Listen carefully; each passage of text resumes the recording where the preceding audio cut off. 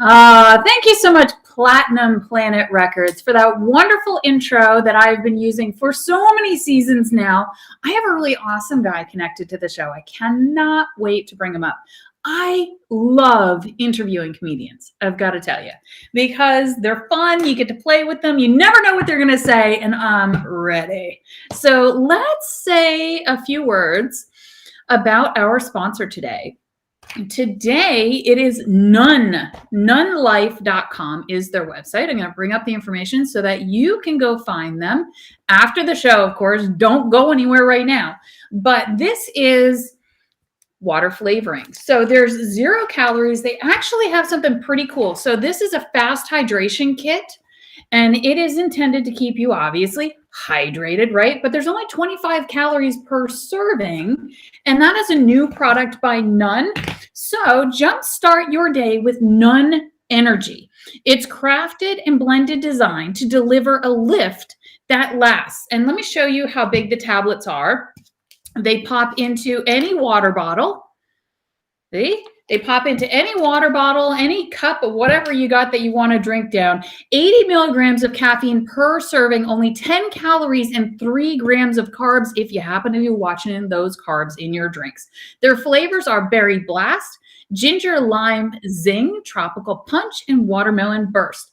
There's 20 milligrams of ginseng, a blend of vitamin B12, B6, and caffeine that's sourced from green tea, which you guessed it, no bittery, nasty, synthetic caffeine taste. No, because it is green tea. It's vegan, gluten-free, great source of electrolytes.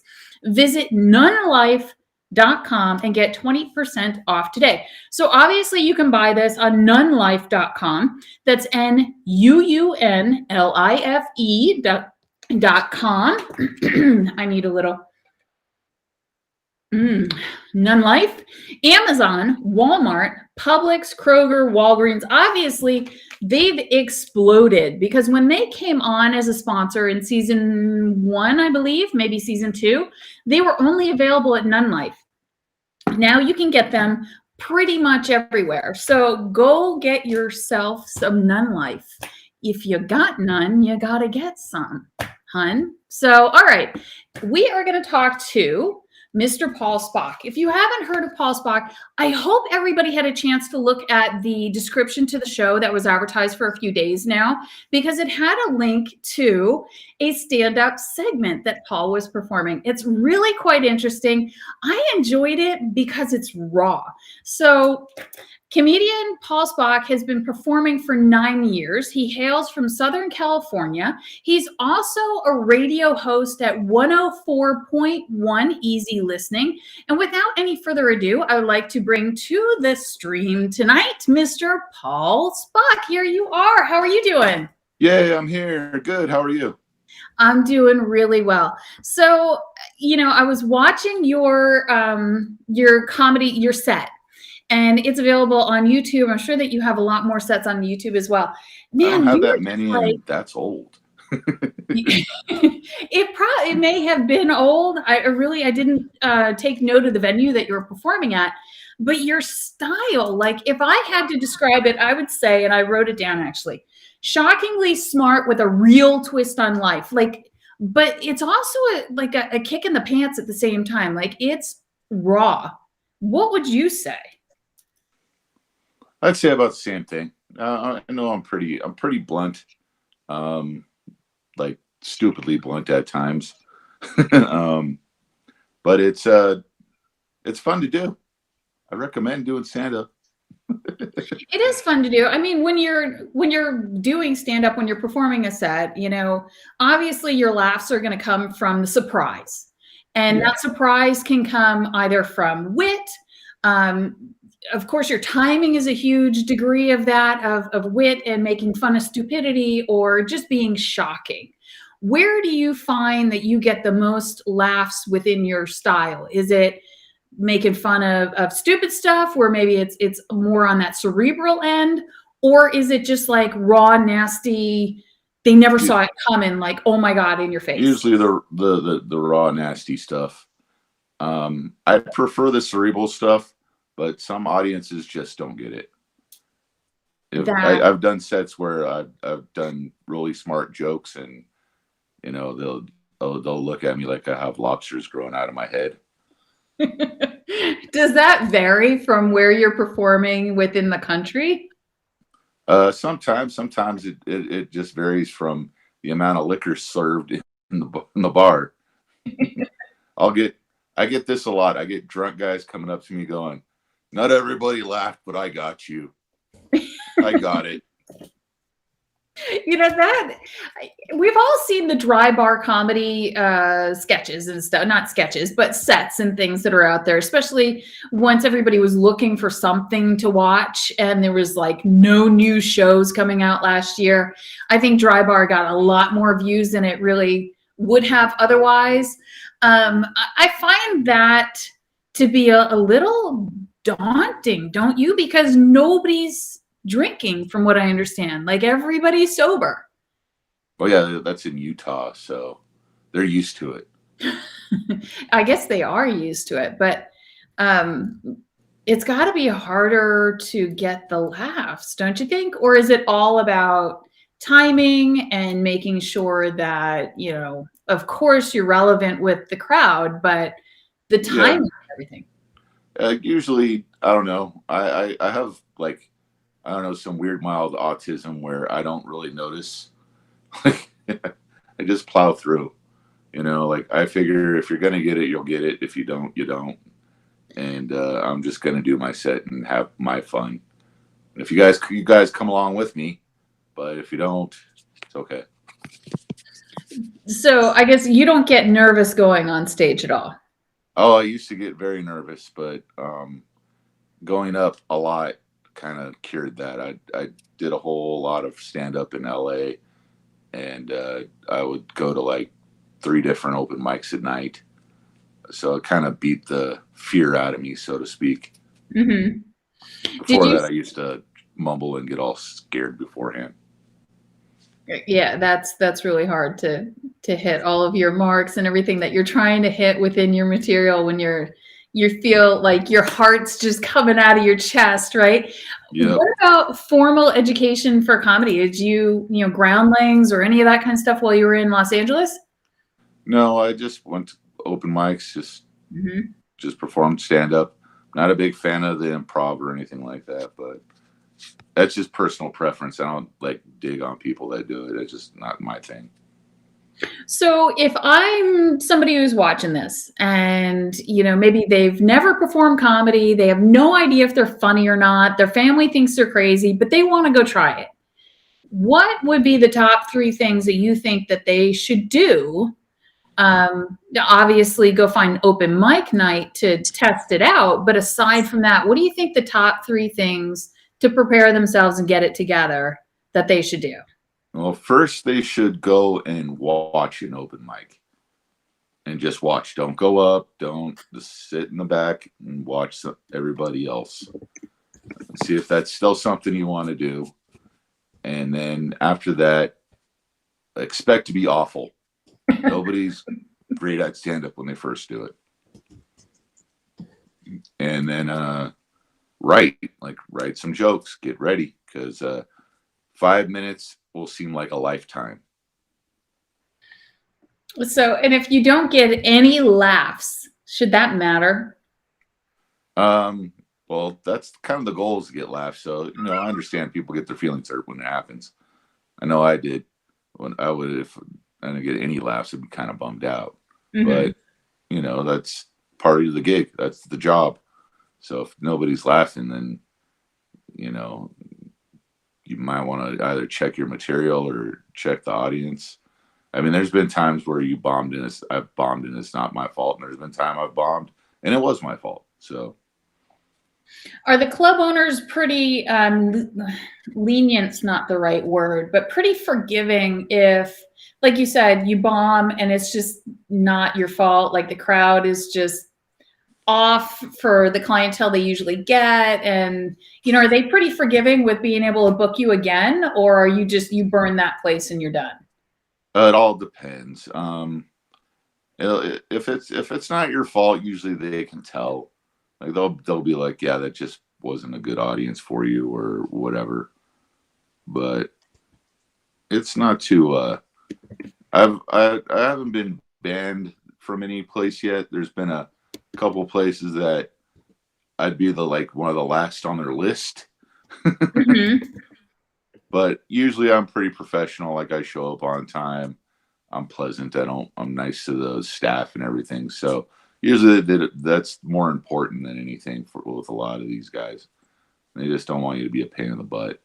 Right, right. No divas, right? Yeah. Yeah.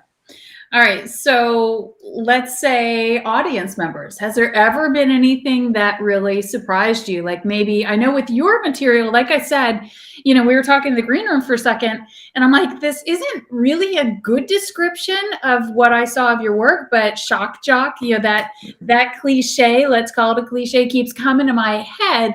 So it's not really appropriate for kids. Have you ever performed anywhere where you looked out and you're like, oh crap, there's a kid? Oh, I have a great story for this. So I was doing a fundraiser for handicapped kids in Carson City, Nevada, not too far from Reno, and it was to build what are those like a handicapped kid park where Okay. like it has like wheelchair access everywhere and slides and everything built for kids on wheelchairs and everything. So it was really neat, like a really neat park for handicapped kids. Mm-hmm. And so they had me performing at this big theater, and you couldn't see the crowd on stage, like it was just pitch black. And I go on stage and I tell my first joke. Luckily, it wasn't that dirty, and I hear kids laughing. Oh no. Yeah, like I was like, well, there goes most of my material. So So you did strike it, like just right on the spot. You decided just to strike the material. yeah, I did. Hello, you there? Yeah, yeah, I'm here. I'm here. Okay. We're just showing some pictures. Yeah. So I was like, I just dropped most of my material, and I told the story about working with autistic kids, and wrapped it up. Wow. All right. Yeah, that was going to be my next question because, wow. I can't even imagine the feeling of like hearing the giggles in the audience of little kids. Yeah, You're and talking that's all I could do about was hear mama it. being a whore. Yeah, that's all I could do was hear it. I couldn't see anybody. Everybody was invisible to me. Like it was a black room. It's kind of scary at first. Like I was like, whoa, never been on a stage where everything's been blacked out. Like the whole crowd was just not there. Yeah. And sometimes I like to do crowd work. Couldn't do it there as I couldn't see anybody. Mm-mm. And then all I heard was cute little laughter, and I'm like, oh no. We'll talk about crowd work. So let's talk about being heckled.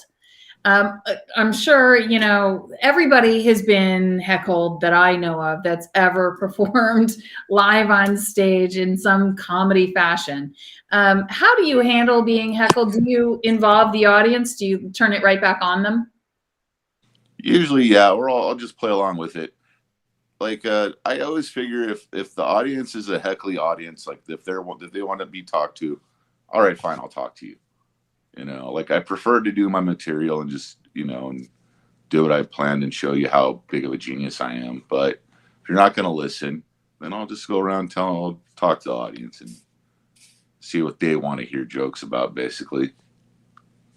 Okay. Have you ever tested your IQ? A long time ago. Yeah. What was it? If I remember right, I was like 135. Oh, wow. Wow. You're no dummy.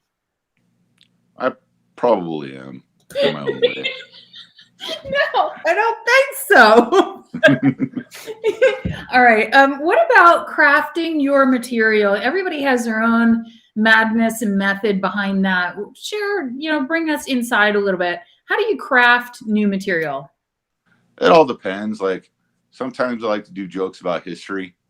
So, I'll watch a documentary and then I'll try to do jokes about history. Like, I have a whole bit about Prohibition. So, that's all history. And then sometimes it's just I'll be in my car driving and something silly will pop in my head while, your normal places of thinking weird, the car and the shower.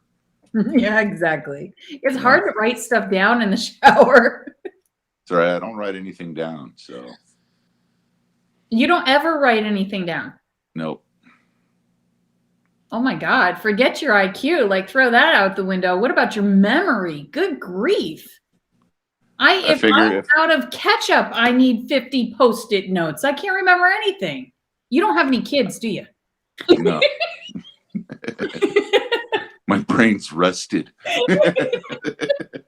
Wow, you don't write anything down. Nope. Yeah, I'll see. Like, well, my logic is if it's funny enough, I'll remember it. If it's not that funny, then I'll forget it. Okay, cool. That definitely shot a hole through my next question. I was going to say, well, what app do you use? How do you write your stuff down? You have somebody that wants to go perform at the next open mic night. They probably need to know that, but not for you. What about practicing your materials? I've heard of a lot of stand-up comedians. They have a specific venue that they go and they lay it out there, see if they're hitting their laughs and their timing is right. Yeah, usually just open mics. I kind of like the king of the dirty bar show. So I'll just go find a bar show and do dirty jokes there. It's usually how it goes. That's a good bet. I bet you. That's a good bet, right? Yep. Yeah, usually dirty bar shows usually there's enough audience that doesn't want to be there to where if it works, it works. Right. All right. So you performed yesterday on Monday. How did that go? Yes. What was that show like? Tell us a little bit about, how that show was, because I'm sure it's probably going to be similar for some of the ones that you have booked in 2022. Well, it's a bar that a lot of us comics go to. They have open mic normally, and they have showcases all the time. They had a showcase on Monday or yesterday. And it was a sparse crowd because the weather's really bad right now in Reno. Mm-hmm. There's not a whole lot of people going out. Okay. Yeah, I'm taking a look at everybody here. So it looks like you were one of the headliners. And there was a nice full lineup. Well, I wish the weather wasn't so bad so that you had more of a turnout there. Are there venues that you haven't played that you really do want to? I've done all the bucket lists. I'd like to do the late show in Vegas. They have a real late show in Vegas I'd like to do at the Las Vegas Comedy Club. Oh, that sounds awesome. Yeah, you got to let us know. Absolutely let us know, because now you put it out there. So that's going to happen. It's absolutely happening. Late show in Vegas. Very cool. Now of course you have a voice for radio, and you had already let me know that you are a radio host for 104.1 Easy Listening. Tell us a little bit about the radio show. When is it on? Where is it out of? It's early in the morning. It's at 6 a.m.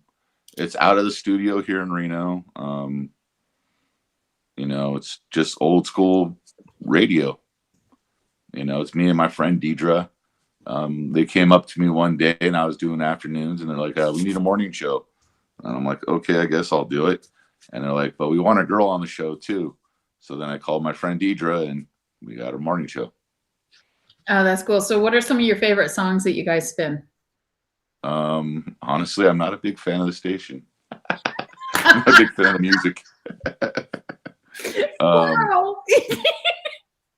Every once in a while we'll play Shaka Khan. I do like Shaka Khan, or I like old funk stuff. So when we play the funk, I have a good time. For the most part, it's boring music.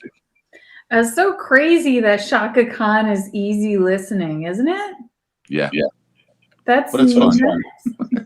yeah, no, it's totally fun. It sounds like a lot of fun, and everybody can they listen that online? Like, is there a website for the station? Yeah, it streams at easy1041.com.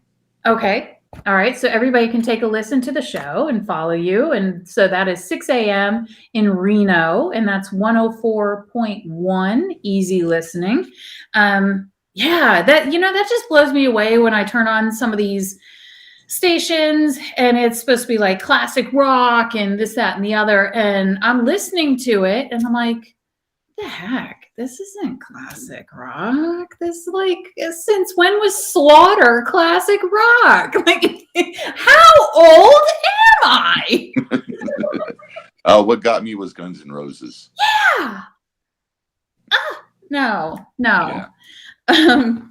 So let's see what other questions. Like we blew through this. I love this. You've given me like no meat and potatoes. You're not a rambler. That is for sure. I'm sorry. I didn't mean to. No, I'm just being funny. I'm being funny. This is an awesome interview. I'm really glad that you've had time for us. And what about in 2022? Do you have your sights set on anything in particular? Is the radio show doing anything big for New Year's, anything like that? No, I'm doing stand up for New Year's. Yeah, where? Yeah, at this bar called Hughes and Porter. Apparently, also all the comics that are in town that aren't doing stand up are going to be there too because they're celebrating. That's where they're going to go. Oh, cool. So I'm typing that in right now. So that's Hughes and Porter, and that's in Reno, Nevada? Yeah. Okay. And so you can just Google that, everybody. You guys selling tickets anywhere? It's all free, so just pop in, say hi. No Give way. me a high five. It's all free. So let me ask you this. When we weren't able to perform anywhere last year, were you doing anything online where like you had your not Cash App, but your class here. Zooms. Yeah, Zells or Venmos or something like that. No, I didn't perform or do anything really during the pandemic or the lockdown or whatever. I got COVID in February, and it took me down for a couple months. So, oh, I'm sorry to hear that. Yeah, it was a rough go. It gave me sleep apnea. Are you serious? Yeah. Do you have to wear that CPAP? Yep. Oh, I'm supposed to wear my CPAP, but I don't. I refuse. Yep. I feel like a Hoover vacuum when I've got that thing on.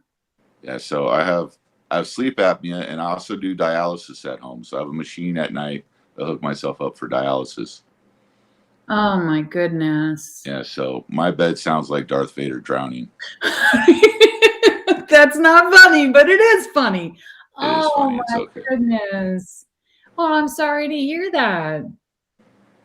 I do hope that things can move forward for your health so that you're able to feel a little bit more like yourself. I'm sure between those two things, you're not really feeling 100%.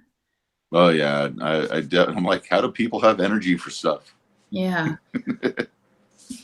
Yeah. And I fall asleep randomly at times too. It's kind of funny. So you're narcoleptic too?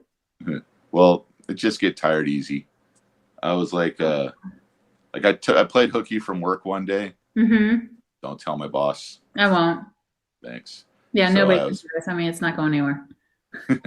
It's only like syndicated all over the world or anything. But no, I played hooky one day, and I actually was a responsible American and took care of some chores that I've been neglecting. I got an oil change, cleaned my car out, and all kinds of stuff.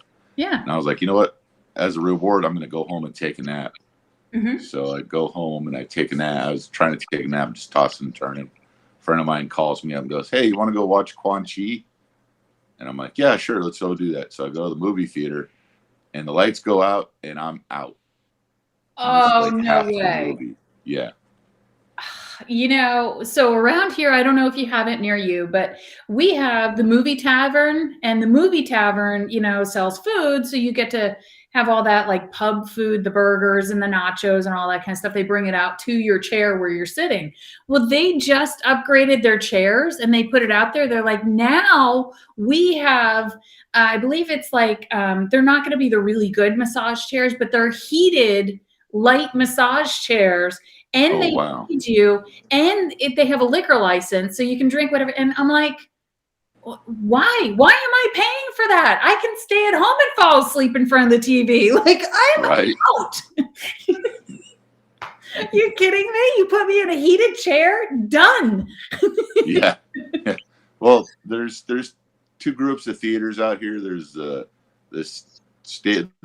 theaters that are really nice with the fancy seats like you're talking about. Mm-hmm. You know, they recline and, you know, massage your feet or whatever. Yeah. And then we have two theaters that are just old and a little bit run down, but those are my favorite ones to go to. Because one, I know I'll stay awake through the whole movie because the chairs are uncomfortable. Mm-hmm. And two, one of them has a really good soda machine, has one of those fancy ones with like all the flavors. Oh, no way.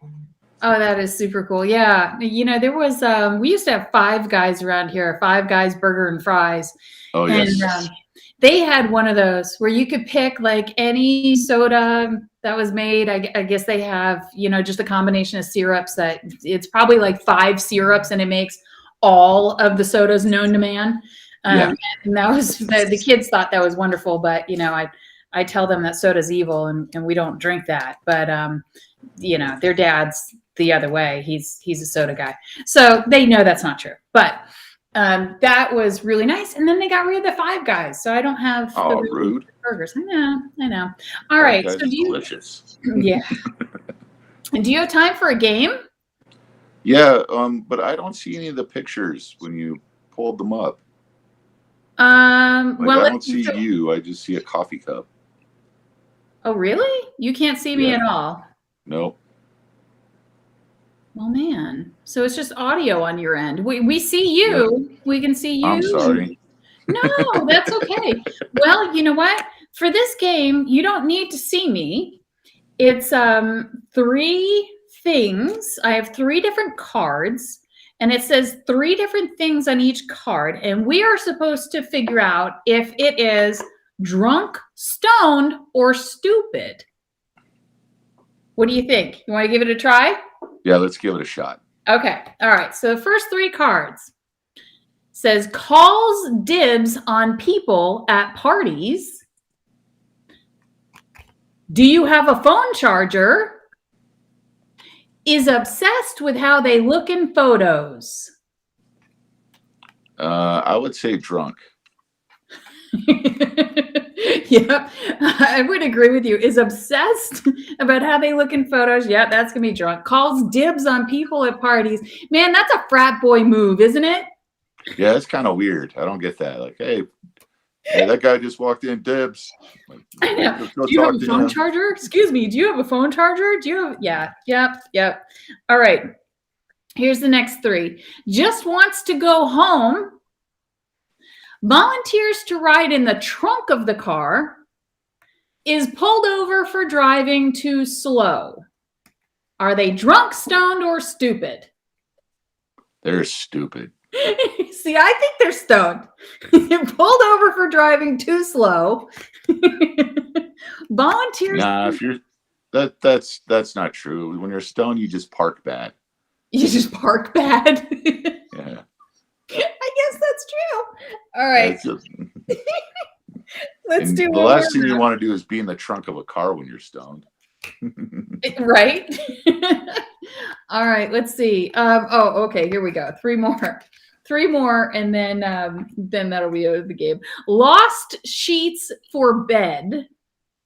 Pours cheap vodka into a Grey Goose bottle to impress people. And needs to be included in every conversation. Probably drunk, but I would more say stupid. I love the lost sheets for bed. Yeah. Those aren't something you go walking around in life in. They're like, where did my sheets go? Yeah, dude, where's my sheets? I don't know, dude. Where's my sheets? It's like losing your car. Right.